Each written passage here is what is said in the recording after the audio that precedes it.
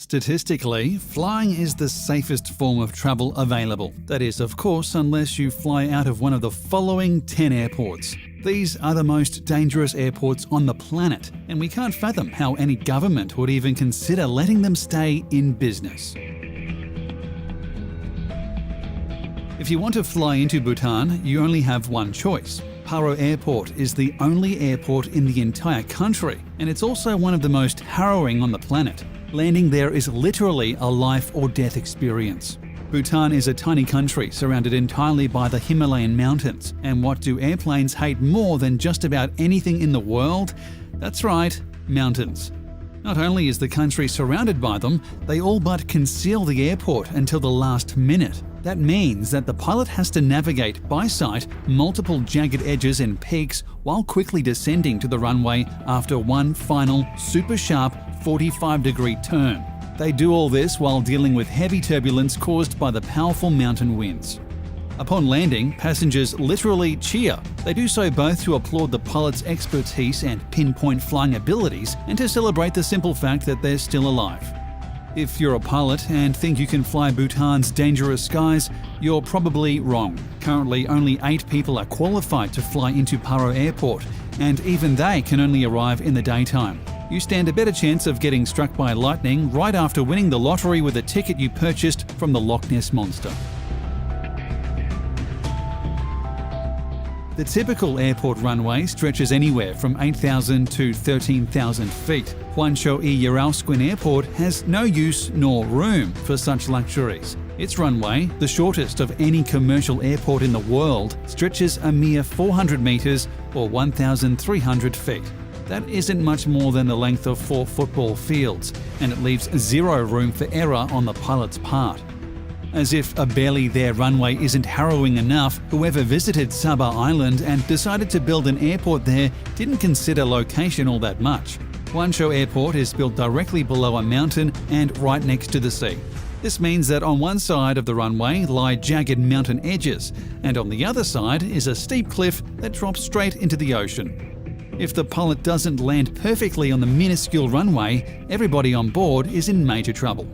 Perhaps not shockingly, most planes cannot land here. Commercial jets, for example, are banned from even attempting to arrive at this crazy little airport. The Netherlands Antilles Civil Aviation Authority does, however, allow regional propeller aircraft to land there, as long as they sign the proper waivers. The Dutch are not interested in being responsible should a pilot sneeze at the wrong time and steer their plane straight into the water. If you're wealthy enough to vacation at the super exclusive Courchevel ski resort in the French Alps, you get a crazy, dangerous airport all to yourself. Courchevel Airport features another super short runway, which stretches a mere 1,722 feet.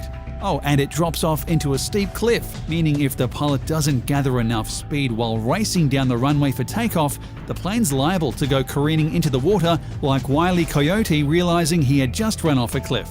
Landing isn't any easier. For one thing, an imperfect landing would mean either a watery fate or a fiery crash into a tower or even the airport itself. But in addition, the runway actually dips downward. It only dips to an 18.6% angle, but most pilots are trained to deal with straight runways that don't dip or droop in any way. To fly in or out of Courchevel Airport, a pilot needs to listen to Yoda and unlearn what they have learned. Oh, and when you're in the air, there's the slight issue of the Alps themselves. Instruments are useless due to the impaired sight, meaning pilots must fly around the mountains by sight and without instructions from ground control. The only direction they get is to not fly around the airport due to those pesky Alps. In short, the pilot better figure out where the runway is and how best to land there, or a whole bunch of wealthy skiers are going to be awful sore or awful dead. Either one. In 2010, the History Channel ranked the most dangerous airports in the world over a 20-year period. Coming in at number 1, Nepal's Tenzing Hillary Airport, which was built smack dab in the middle of the Himalayan mountains and contains nearly every dangerous airport trope wrapped up into one tidy and deadly little package. For starters, the airport itself is roughly 9,500 feet above sea level, meaning even while taking off and landing, a plane must deal with wind and turbulence that, thanks to ever-changing weather up high in the Himalayas, could arrive at any time. The runway itself is barely more than 1,700 feet long, and it sports jagged mountain edges on one side, a steep cliff on the other, and a fun vertical drop-off at one end. What's more, the tiny runway surrounded by danger is uneven and bumpy, with an upward curve of around 12%. That's just enough of an angle to make planes lose speed and momentum when taking off, along with gaining too much speed while landing. Unsurprisingly, Tenzing Hillary Airport has recorded many injuries and deaths over its 60-year history.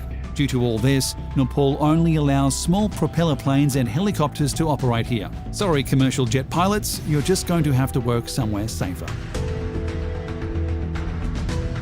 It may be named after one of the greatest soccer players in history, but Portugal's Cristiano Ronaldo Airport deserves all the red flags for its dangerous history and shoddy attempts to become safer. Originally, the runway at Ronaldo was 5,249 feet long, far from the shortest runway ever, but also much shorter than most.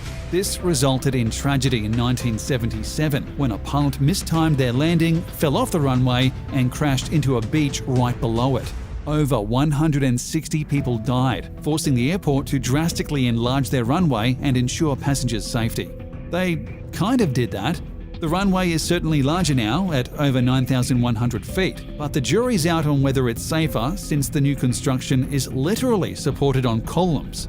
The airport erected 180 columns, some right over the ocean, and built their runway extension right on top. These columns endure severe stress upon each landing, and the planes themselves often have to deal with strong crosswinds coming from the Atlantic Ocean. Nobody has died since 1977, but that might only be because they've cancelled many flights thanks to the windy weather. Better safe than sorry, after all. It's fitting that Gibraltar International Airport is named the way it is, because whoever designed the place and chose its location must have had rocks in their heads. The airport's runway actually intersects with a road, and not just any road either. The runway actually cuts through the main road for entering and leaving Gibraltar, which has to shut down every time a plane needs to pass through. It's like make way for ducklings, only far less cute and way more aggravating. Constantly closing down a busy border road has, understandably, led to massive traffic jams and the demand for a tunnel that would let people drive under the runway. Gibraltar has begun construction of the tunnel, but thanks to red tape and other needless delays, it's still not complete. As a result, if you're looking to enter or leave the territory, your only route remains a road that could, at any time, stop everything so a plane can fly through. The airport isn't much fun for pilots either. Thanks to the nearby Rock of Gibraltar and Bay of Algeciras, turbulence and strong wind shears are the order of the day, nearly every day. This makes landing extra difficult and pulse-pounding, as if ensuring you don't crush any cars while landing on the runway wasn't stressful enough. In 1941, the US Department of Defense built Narsarsuaq Airport in southern Greenland, after realizing the country needed a second airport that could service large planes. That's wonderful, except for the part where they picked a terrible location and gifted the country with a less than ideal runway. This airport is located around a fjord, which means strong crosswinds and severe turbulence are typically the order of the day. Even when the weather is otherwise pleasant, the wind can make life difficult for any pilot. Then there's the mountainous area surrounding the airport that the pilot must navigate before setting sight on the runway. Said runway, by the way, is a mere 6,000 feet long, just to add to the challenge. If that isn't enough to tax even the most skilled of pilots, there's also an active volcano nearby. Said volcano tends to erupt fairly regularly too, and when it does, it sends tiny shards of silica everywhere. Silica is a sharp bit made from melting ice, so imagine shattered glass flying in all directions. This can and has easily damaged numerous planes and their engines. Sadly, the only thing pilots can hope for here is that the volcano goes dormant, and there are currently no signs of that happening. As it's abundantly clear by now, nobody should ever build an airport that's surrounded by large, jagged mountains. And yet, countries keep doing it, even if the result is needless tragedy after needless tragedy. Many consider Toncontín Airport in Honduras one of the most dangerous airports on Earth, and for good reason. It's completely surrounded by mountains, meaning pilots cannot simply approach their landing head-on like in normal airports. Instead, they must make a quick, sharp descent accompanied by an equally sharp and quick turn. Only after doing so can they even hope to line up with the runway and prepare for landing. Many pilots have failed this task at the cost of lives. The first major accident occurred in 1989 when a plane crashed into a mountainside while attempting its descent. All 132 people on board died. Since then, at least 5 planes, and possibly more, have also crashed into the mountains or the runway itself. These numerous crashes have finally convinced Honduras to do something about this airport. The country has made numerous efforts to build a new, safer airport in nearby Palmarola. Once this happens, only small aircraft and small domestic flights will be permitted to land at Toncontín, and even they would likely rather not. Chances are you've seen pictures of planes arriving at Princess Juliana International Airport in St. Martin. Viral shots of a plane flying right over sunbathers at nearby Maho Beach have gone viral many times over, and for good reason. It looks plain awesome. But the reason those planes fly so close to beach dwellers is far less awesome. Princess Juliana's namesake airport is actually pretty dangerous. With a short runway, just 7,500 feet, pilots have to touch down as early as humanly possible, which translates to low-flying aircraft that look like they're buzzing right over the heads of Maho Beach residents. Unfortunately, this is not without its risks. Strong winds and sand gusts can rip through the beach and overwhelm beachgoers, but that's just the best-case scenario. In the worst case, this landing pattern can take lives. In 2017, a woman was too close to a landing plane and wound up consumed by jet blasts. This unfortunately cost her life. While such things don't happen often, thankfully, it's still a reality and makes those cool Instagram shots seem just a little bit less fun. Scotland's tiny little Barra Airport completely redefines what an airport is, though perhaps not for the better. It's less an airport and more a single building overlooking the beach. The runway, if you can call it that, is right on the beach, and if it's high tide, then the runway literally goes underwater. This leads to almost surreal images of planes landing in the water, though if such a landing isn't timed right, the watery landing can easily become a crash. Occasionally, fog, clouds, or plain old darkness makes landing extra difficult. Rather than let the pilots take their chances, nearby cars have been known to use their headlights to give the pilot the lighting they need to make their landing. It's either that or crash on the beach, so it's good that everybody chips in to avoid such a mess.